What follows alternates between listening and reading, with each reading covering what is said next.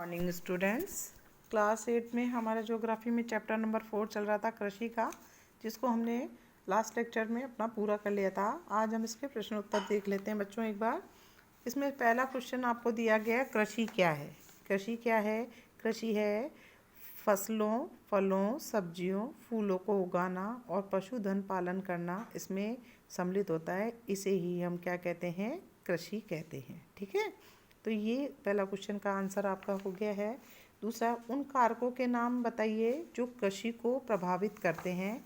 तो आप सभी को पता है, आपके पेज नंबर पे अगर हम जाएं तो पेज नंबर 38 जहाँ चैप्टर शुरू होता है वहाँ पर है अनुकूल स्थल आकृतियाँ, मिट्टी यानी मृदा और जलवायु। ये कृषि के लिए क्या हैं?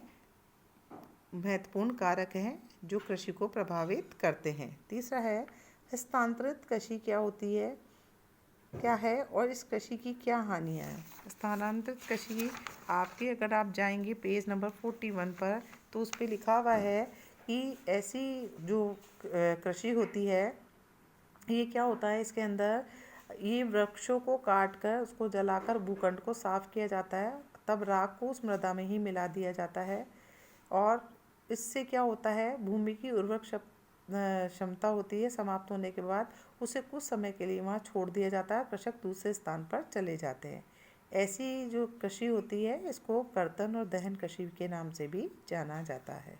ठीक है, इसकी हानियाँ क्या हैं मैंने आपके यहाँ पे साइड में लिखा भी है। इससे क्या होता है, मृदा का अपरदन होता है, वनों का हास्य होता है, पर्यावरण प्रभावित होता है, क्योंकि जब पेड़ पौधे काट दिए जाएंगे तो क्या होगा, पर्यावरण हमारा क्या होगा, उसमें ऑक्सीजन की कमी हो जाएगी। इस तरह की हानियाँ हमको इससे मिलती है। फिर आता है आपका रोपण कृषि क्या होती है। रोपण कृषि के बारे में मैंने आपको पहले भी बताया कि रोपण कृषि आप अगर अपने पेज नंबर देखें तो आप आगे जाएं, रोपण कृषि जिसके अंदर पेज नंबर आपको 42 के फर्स्ट पैराग्राफ में जाएंगे। वाणिज्यिक कृषि का एक प्रकार है, इसके अंदर अधिक श्रम की और पूंजी की आवश्यकता होती है। ठीक है, इसमें चाय, कहवा, काजू, रबड़, केला और कपास की फसलें उगाई जाती हैं। ठीक है, ये कृषि में परिवहन जाल के विकास की अनिवार्यता होती है। ठीक है, हमारे रोपण कृषि के मुख्य क्षेत्र जो है विश्व के उष्णकटिबंधीय प्रदेशों में पाए जाते हैं। ठीक है, नेक्स्ट जो क्वेश्चन आता है वो सरकार किसानों को कृषि के विकास में किस प्रकार मदद करती है। तो इसका आंसर मैंने यहाँ पे लिखा है, देखिए, किसानों के बिखरे खेतों को चकबंदी के द्वारा एक स्थान पर एकत्रित करने का कार्य करती है।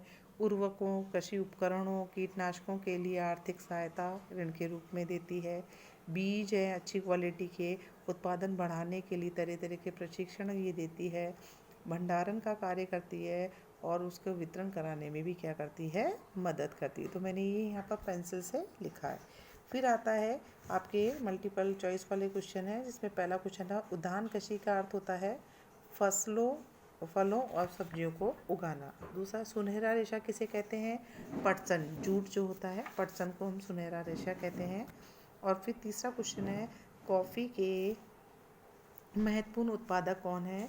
तो इसमें आंसर होगा ब्राज़ील। ठीक है, फिर आता है भारत में, तीसरा क्वेश्चन है कारण बताइए। उसमें आपसे पहला प्रश्न पूछा है भारत में कृषि को प्राथमिक क्रिया क्यों कहा गया है। प्राथमिक क्रिया का आप फिर अपने पेज नंबर 38 पे जाएंगे। कृषि एक प्राथमिक क्रिया है, इसमें फलों, फसलों, सब्जियों, फूलों को उगाना, पशुपालन करना सम्मिलित किया जाता है। यही कारण है कि इसे हम क्या बोलते हैं, प्राथमिक क्रिया कहते हैं। ठीक है, फिर आता है विभिन्न फसलें विभिन्न प्रदेशों में क्यों उगाई जाती है। जैसा कि आप सभी जानते हैं, किसी भी कृषि को उगाने के लिए उसकी स्थल आकृति, मृदा, जलवायु की आवश्यकता होती है। नेचुरली है कि हमारे जो धरती है उस पर सभी जगह समान चीज़ें नहीं होता, वातावरण सही एक समान नहीं होता, मिट्टी एक समान नहीं होती है।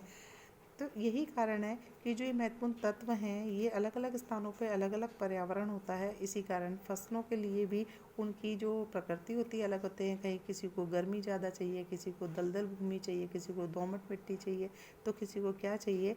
और यही कारण है कि विभिन्न प्रदेशों में विभिन्न फसलें उगाई जाती हैं। ठीक है, फिर आता है नेक्स्ट क्वेश्चन हमारा, वो आता है कि आप बताएं कि अंतर स्पष्ट करना है प्राथमिक क्रियाओं और तृतीयक क्रियाओं। प्राथमिक क्रिया जैसे कि कृषि होती है, जबकि तृतीयक क्रियाएं कौन सी होती हैं, जो सहायता प्रदान करती है। देखिए, तृतीयक क्रियाएं प्राथमिक क्रिया द्वितीय क्रियाओं के सेवा कार्यों में सहयोग प्रदान करती है। ठीक है, और प्राथमिक क्रिया में उन क्रियाओं को सम्मिलित किया जाता है जिनका संबंध प्राकृतिक संसाधनों के उत्पादन और निष्कर्षण से होता है, जबकि सहायक क्रियाएं या तृतीय क्रियाएं किसे कहते हैं, जो प्राथमिक और द्वितीय क्रिया के सेवा कार्यों में सहयोग प्रदान करती है, जैसे यातायात, व्यापार, बीमा, बैंकिंग, विज्ञापन, ये तृतीय क्रिया है। जबकि प्राथमिक क्रिया में क्या आते हैं, कृषि, मत्स्य पालन, संग्रहण करना, है ना, ये सारा आता है। ठीक है, अब आता है निर्वाह कृषि और गहन कृषि में क्या अंतर होता है। इसका भी उत्तर आपको अपने प्रश्न संख्या पे जाएंगे तो आपको 40 पे जाएं तो निर्वाह कृषि क्या होती है। इसके अंदर इसको परिवार, कृषि जो करने वाला परिवार है उसकी आवश्यकताओं की पूर्ति के लिए उगाया जाता है। इसमें पारंपरिक रूप से कम उपज प्राप्त करने के लिए पारिवारिक श्रम का ही प्रयोग किया जाता है। ठीक है, जबकि गहन खेती होती है, छोटे भूखंड पे साधारण औजारों से अधिक श्रम से खेती की जाती है। इसके अंदर एक वर्ष में कई प्रकार की फसलें उगाई जाती है। ठीक है, तो ये अंतर इन दोनों में होते हैं। इस तरीके से आपको प्रश्नों के उत्तर कॉपी में करके दिखाने हैं बच्चों। आप सभी इसको ध्यानपूर्वक करें और मुझे होमवर्क में सेंड